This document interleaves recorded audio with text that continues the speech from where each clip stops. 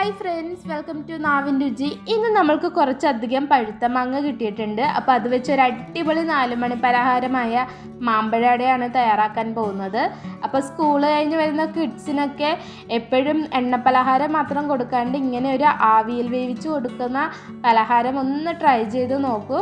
അപ്പോൾ ഇത് വളരെ ഹെൽത്തിയും ആണ്. ഇതിന് വളരെ ചുരുങ്ങിയ ചേരുവക മാത്രം മതി. അപ്പോൾ അതെങ്ങനെ തയ്യാറാക്കാമെന്ന് നോക്കാം. അതിനായി ഞാനിവിടെ 4 പഴുത്ത മാങ്ങയാണ് എടുത്തിരിക്കുന്നത്. നിങ്ങൾക്ക് ഏത് മാങ്ങ വേണേലും എടുക്കാം. അപ്പോൾ പഴുത്ത മാങ്ങ എടുക്കുമ്പോൾ ഒരു കാര്യം മാത്രം ശ്രദ്ധിക്കേണ്ടതുള്ളൂ, ഒട്ടും പുളി ഉണ്ടാവാണ്ട് അത്യാവശ്യം നല്ല മധുരമുള്ള മാങ്ങ മാത്രം തന്നെ എടുത്താൽ മതിയാകും. ഇനി ഇതിൻ്റെ തൊലിയൊക്കെ കളഞ്ഞ് നമുക്ക് ഇത് ചെറിയ പീസസായി കട്ട് ചെയ്തെടുക്കാം.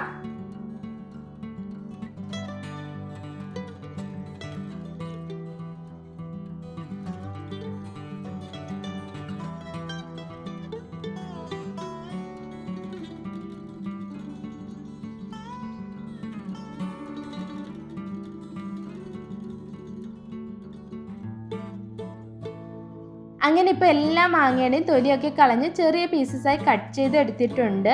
ഇനി ഇതൊന്നും നമുക്ക് മാറ്റി വയ്ക്കാം. ഇനി അടുത്തതെന്ന് പറയുന്നത് നമുക്ക് ശർക്കരപ്പാനി ഉരുക്കിയെടുക്കാം. അതിനായി ഒരു പാനിൽ 1/2 കപ്പ് അളവിൽ പൊടിച്ച ശർക്കരയാണ് എടുത്തിരിക്കുന്നത്.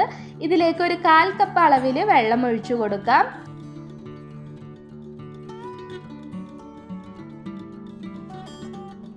ഇനി ഇതൊന്ന് ചൂടായി വരുമ്പോൾ ഇതിലേക്ക് 3 ഏലക്ക ചതച്ചത് ചേർത്ത് കൊടുക്കാം. എന്നിട്ട് ഇത് നന്നായി ഒന്ന് സ്പൂൺ കൊണ്ട് ഇളക്കി ശർക്കര ഒന്ന് ഉരുക്കിയെടുക്കാം.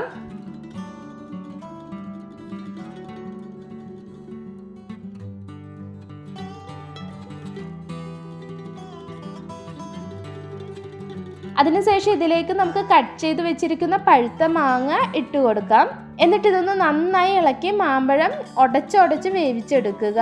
അപ്പോൾ എല്ലാവരും ശ്രദ്ധിക്കേണ്ട ഒരു കാര്യമുണ്ട്, പെട്ടെന്ന് നമുക്ക് മാങ്ങ വേവിച്ചെടുക്കാനോ ശർക്കരയിലിട്ട് എന്താ പറയുക കുറുക്കിയെടുക്കാനും മാമ്പഴം അരച്ച് ചേർക്കാറുണ്ട് ചിലർ. അപ്പോൾ അങ്ങനെ ചെയ്ത് കഴിഞ്ഞാൽ മാമ്പഴം എന്താ പറയുക നല്ല പുളി വരാൻ ചാൻസ് ഉണ്ട്. അപ്പോൾ ഈ ഒരു മെത്തേഡിൽ ചെയ്യുമ്പോൾ നമുക്ക് തന്നെ പുളി ഉണ്ടാവില്ല, അതുപോലെ നല്ല മധുരവും മാമ്പഴത്തിൽ ഇറങ്ങിയിട്ടുണ്ടാവും. അപ്പോൾ ഈ ഒരു കാര്യം ശ്രദ്ധിക്കേണ്ടതുണ്ട്. അപ്പോൾ നമ്മുടെ മാമ്പഴം ഇപ്പോൾ നന്നായി ശർക്കരപ്പാനിയിൽ വെന്തുടഞ്ഞ് കിട്ടിയിട്ടുണ്ട്. ഇനി നമുക്കിതൊന്ന് ചൂടാറാൻ വെക്കാം.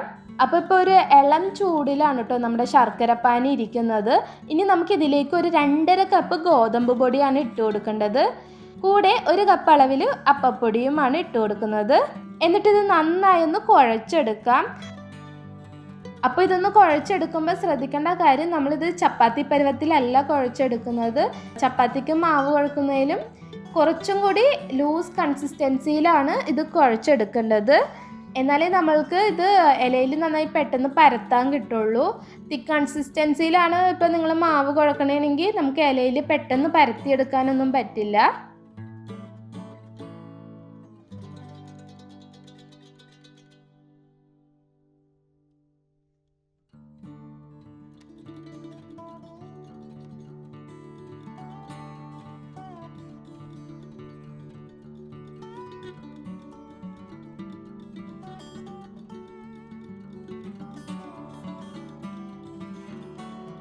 അങ്ങനെ ഇപ്പോൾ നമ്മളുടെ മാവ് കുഴച്ചെടുത്തിട്ടുണ്ട്. ഇനി നമുക്കിതൊരു വാഴയിലയിൽ കുറേശ്ശെയായി വെച്ച് കൊടുക്കാം.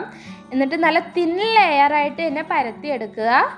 അപ്പോൾ പരത്തി കൊടുക്കുമ്പോൾ നമ്മുടെ കയ്യിലൊക്കെ ഒട്ടിപ്പിടിക്കാൻ നല്ല രീതിയിൽ ചാൻസ് ഉണ്ട്. അപ്പോൾ നമ്മളുടെ കൈ ഒന്ന് വെള്ളത്തിലൊന്ന് നനച്ചിട്ട് പരത്തി കൊടുത്താൽ ഒട്ടും തന്നെ നമ്മുടെ കയ്യിൽ പിടിക്കാണ്ട് മാവ് ഇലയിൽ തന്നെ നല്ല തിൻ ലെയറായിട്ട് സ്പ്രെഡ് ചെയ്ത് കൊടുക്കാൻ പറ്റും.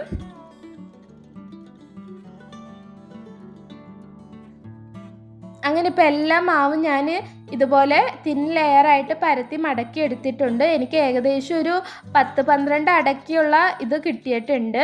ഇനി നമുക്കിതൊന്ന് ആവി കയറ്റി എടുക്കാം. നിങ്ങളുടെ കയ്യിൽ സ്റ്റീമർ ഉണ്ടെങ്കിൽ സ്റ്റീമറിൽ വെച്ച് ആവി കയറ്റുക, ഇല്ലെങ്കിൽ ഇഡ്ഡലിച്ചട്ടിയിൽ വെച്ചിട്ട് നമുക്കിത് ആവി കയറ്റി എടുക്കാം. എന്നിട്ട് ഒരു 30-40 മിനിറ്റ് ഒരു മീഡിയം ഫ്ലെയിമിലിട്ട് നന്നായി ഒന്ന് ആവി കയറ്റി എടുക്കാം. അങ്ങനെ ഇപ്പോൾ ഏകദേശം ഒരു 10-40 മിനിറ്റ് ആയിട്ടുണ്ട്. നമുക്കിനി ഇതൊന്ന് തുറന്ന് മാമ്പഴട വെന്തിട്ടുണ്ടോ എന്ന് നോക്കാം. നമ്മളുടെ മാമ്പഴട നല്ല അടിപൊളിയായിട്ട് റെഡിയായി വന്നിട്ടുണ്ട്. അപ്പോൾ ഇത് ചൂടോടുകൂടെ തന്നെ സെർവ് ചെയ്യരുത്.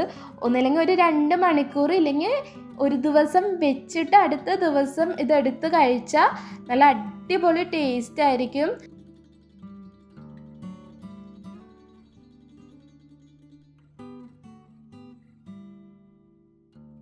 അപ്പോൾ നിങ്ങളും ഈ റെസിപ്പി ഒന്ന് ട്രൈ ചെയ്ത് നോക്കണം. നിങ്ങൾക്ക് ഈ വീഡിയോ ഇഷ്ടപ്പെട്ടാൽ ലൈക്ക് ചെയ്യാനും ഷെയർ ചെയ്യാനും സബ്സ്ക്രൈബ് ചെയ്യാനും മറക്കരുത്.